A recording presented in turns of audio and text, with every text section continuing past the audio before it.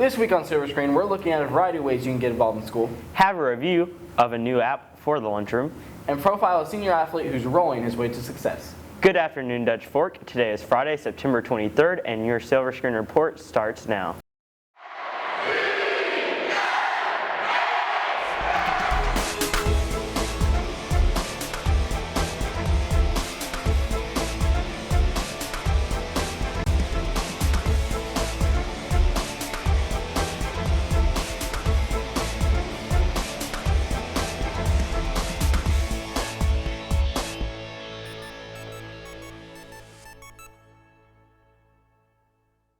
So Caleb, I saw some crazy outfits around campus this week. Yeah, from gestures to Santa, Spirit Week definitely added some variety to the school day. Throughout the school, costumes, togas, and sweaters and thrifty shirts adorned the halls for the first Spirit Week of the year. Spirit Week's important to show your school spirit and support your school, and also, get people pumped for something big that's happening at the end of the week, like our first home football game in a while. I think it's important to show school spirit because it allows students to kind of take the pressure off school and really just have a good time with what they're wearing. I feel like it brings everybody together, be funny, not just walking around with regular clothes, and it's also good for Instagram, take pictures. I think school spirit is very important. School identity is important. I think it has enthusiasm. I think it makes school a little more multidimensional as opposed to just academics. With many big events in the future, students and teachers offered their ideas for Spirit Days. Decades, 70s, 80s, 90s, we've done that before. A disco day, because I would like to wear, like a rainbow afro and dress like Michael Jackson or something. What, man, rest in peace. Well, one of the ideas that we had that was shot down was Man Candy Monday, where the guys would dress up as candy and the girls would dress up as a guy. A shoe day would be pretty cool, or a sock day would even be more awesome, okay, a sock day. While some may think the extravagant outfits are distractions in a classroom setting, students and teachers do not feel like the classroom is affected. I do not believe Spirit Week is distracting at all. I really feel like anybody should be able to wear anything they want. We have dress code, but I think it isn't as strictly enforced during Spirit Week, like I'm wearing a hat, and it just lets kids have fun and do whatever they want. In the long run, it's a good idea because these are the memories that kids are going to have of high school and not being in the classroom. Sometimes it can be, depending on how extreme students take it, but I don't think it's anything too serious. The ability to wear exciting outfits allows a unique and uniting experience for the student body. It's just a fun week for everybody to laugh at each other and look at everybody's outfits, and it gets everybody pumped for the pep rally on Friday and the football game. So it's a good week to be a student. It allows students to not take themselves too seriously and just have a good time with what they're wearing and doing. I think you get a lot of laughs. You walk up to people you normally wouldn't talk to, conversate if you're matching or if you wear something that's kind of the same. This has been Caleb Hanna with your Silver Screen Report. In addition to activities like Spirit Week, extracurricular clubs provide students a fun escape from their academic day, and Dutch Fork has a wide variety of them. Mia Perry went to last week's club fair to see what all we offer. Last Friday, Dutch Fork hosted the annual club fair here in the Commons.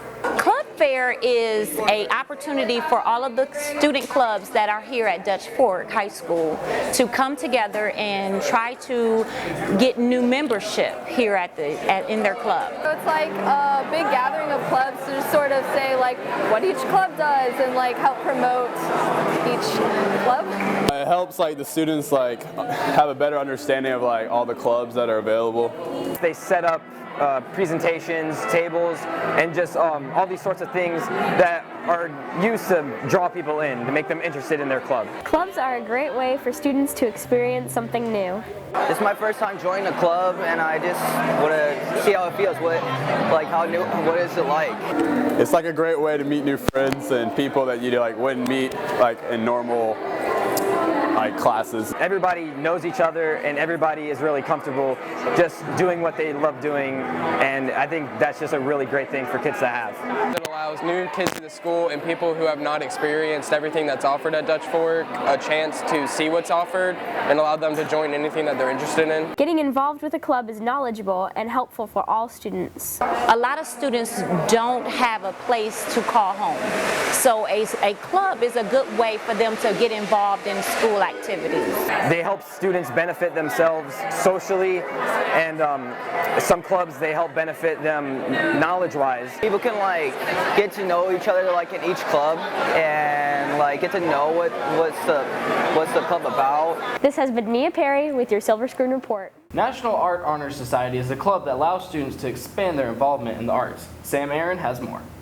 Being the large school that Dutch Fork is, it has many clubs that students may participate in. National Art Honor Society is one, focusing on the fine arts at Dutch Fork. It's a club for creative-minded young students at the school.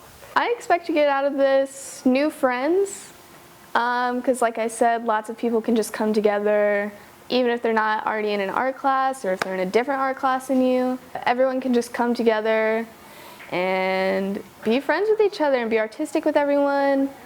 And I also expect to get new skills out of this class. Like maybe there's a technique or something you don't know how to do completely yet, or there's just one that you haven't even heard of or you don't do in your classes. So it's good to discover new things and experiment with different like techniques and media. Students have many different reasons for joining the club. Well, besides meeting a whole bunch of great people you probably wouldn't have talked to otherwise, but other than that, it's also a great experience and helps you build your own art, and also it's really great for college applications, so that's probably the main benefit of being in NASO. I want to be part of National Art Honor Society because it's a good way to meet other artists who can't necessarily be in art classes because maybe their schedules are already filled up or they're in STEM. And this is just a great place for everyone to come together and like congregate and have good artistic conversations and relationships. Arts are just a small part in what they do to help. The members participate in events outside of the school to showcase work and help the community.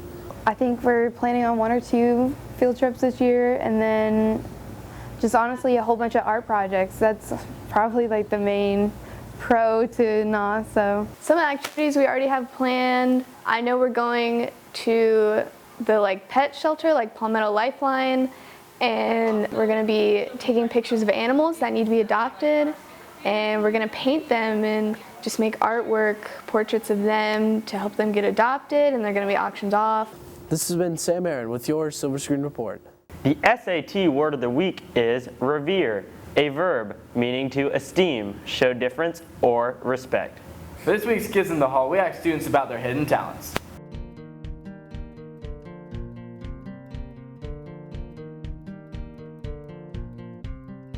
My hidden talent is singing. I'm really good at Mario Kart. Like no one in my house can beat me. Like not even my brother who's super good at video games. My hidden talent is I like to swim. I do it like on the weekends. I just like to swim. My hidden talent, I can juggle. I started juggling because Matthew Poston taught me, like he was really good with it. Sometimes students have a hard time finding a place to sit at lunch, but with the release of a new anti-bullying app, this may no longer be a problem. Here's Madison McCormick with the story. Sit With Us is an app created by a 16-year-old student that allows people to find an open table to sit with during lunch. While this app sounds like a good idea, the question comes into play if this app is actually effective or not. I think it is because like anyone who doesn't have anyone to sit with at lunch, they could find people and they won't feel left out from other people. I feel like it could help some of the people that are new to the school maybe find some people they might be interested in, than sitting down at a random table at lunch and hoping for the best. The app is good for kids who don't usually sit with a lot of people, who want to sit with people but they don't know who to sit with, people who have trouble communicating with others. Students are given the choice to host a table where others can sit. Some students may feel comfortable enough to welcome new people while some may not. Yeah, I would. I don't mind meeting new people. I would do that because then other people who need someone to sit with, they would feel more included, and I'm fine with sitting with new people and to talk with them.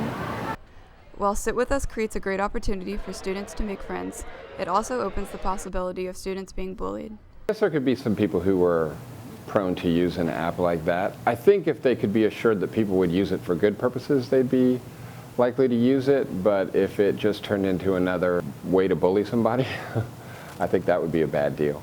But if people were actually using it for its intended purpose, I think it could be a good thing. This has been Madison McCormick with your Silver Screen Report. And now we go to Trey and Thomas for the TNT Sports Report. Thanks, guys. I'm Trey Martin. And I'm Thomas DeSoto, and this is the TNT Sports Report.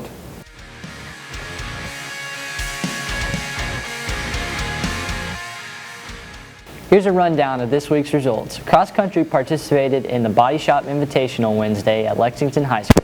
The girls finished in first place overall. Congratulations to senior basketball player Justin Thompson, who committed to play at Limestone University. The volleyball team defeated White Knoll by a score of 3-2 on Tuesday. The girls tennis team also played White Knoll Tuesday, winning 6-0. This week we highlighted Austin Brunt, who is a successful bowler, competing in tournaments around the Southeast. We caught up with Austin and got to know him. Senior Austin Brunt has a passion for a sport that is not so common among high schoolers. My dad actually has been bowling since he was about my age, and I've pretty much grown up in a bowling center, so I kind of picked it up. I was like, hey Dad, I want to bowl. He said, okay, so he threw me in a league, and obviously the first year was terrible, but I mean, that's basically how I got started in bowling. He's young. He is a young bowler, but he's very adamant about making himself be better. He wants to become better. He wants to be good at this. He wants to have fun while being successful at this sport. So he's got a lot to learn, but it only takes time to learn bowling. First started a freshman year, I talked to a couple of buddies of mine of what I was thinking about doing, because that's when I started freshman year. And they all kind of just laughed at me because they're like, competitive bowling, ha ha ha, it's not, they've never really understood it. So I just kind of reserved to myself. I didn't really tell anybody about it until recently when I started getting really good at it. Austin's dedication to the classroom is as strong as his dedication to bowling. I'm very determined. Like if I want to do something or hit a certain place, I can hit it over and over again. So I'm very consistent in multiple things I do. He's a great guy. He cares about everybody's feelings. He cares about, making sure that his job gets done out here. He makes sure everybody's taken care of, actually before he's even taken care of. So all in all, he's a great person overall. Austin has a very positive energy. He was a great student to have in class. He was one of those kids that would help out, if kids were stuck while I'm asking questions, and he was just a good student all around. Now switching to football, the football team defeated River Bluff 45-7 last week. Tonight, the top-ranked Foxes host Westwood at home at 7:30. That's all for TNT Sports this week. We'll have more updates in the future. Now back to Caleb for announcements. The Young Women in Engineering Club will meet Monday after school in room 404. Tutoring for English and math will be available in room 109 after school on Mondays. We'll have more information about this new offering on next week's show. Monday's after-school activities continue with the National Honor Society's meeting, which begins at 3:45 in room 255. See Ms. Thur for more information. Now to Bailey for more. Thanks, Caleb. Attention senior homecoming court candidates. Please report to the hallway outside room 252 immediately after school on Tuesday to have your photo taken for the football program and your video intro shot for Silver Screen. If you want your photo in the program, you must be there. The literary magazine staff will not meet next Thursday. Our next meeting will be Thursday, October 6th.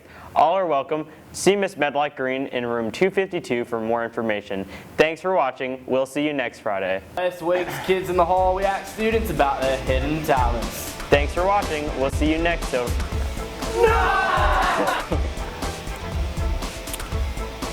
This week on Silver Screen, we're looking at a variety of ways that you can get involved in the school. I just shuffled over my work. That's all we got in Silver Screen. Whistle us out of here, Tom.